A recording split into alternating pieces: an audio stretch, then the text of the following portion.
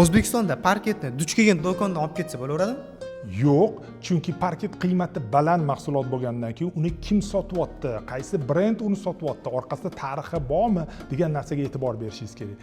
Men o'zim O'zbekistonda ikkita kompaniyani bilaman. Bittasi Vostok, ularning taxminan 30 yillik tajribasi bo'lsa, biz ikkinchisi Yevropol, biz 20 yil tajribaga ega bo'lgan kompaniyamiz.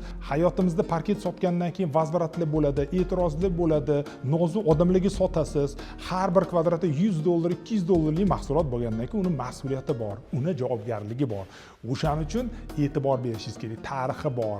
Kerak bo'lsa $100,000 ga javob bera oladigan va sizni uyingizni ta'mirida boshini qo'yib bo'lsa ham javob bera oladigan kompaniyalarga murojaat qiling. O'shanda siz yutqizmaysiz, chunki siz parket qo'yayotgan bo'lsangiz, siz qiymatga va qadrga, sifatga tushunadigan odamsiz. O'shaning uchun albatta tarixi bor kompaniyaga murojaat qilish kerak. Bunaqa tarixiga boy kompaniyaga murojaat qilish uchun bizga murojaat qilasiz va bizga obuna bo'lish esdan chiqmasin.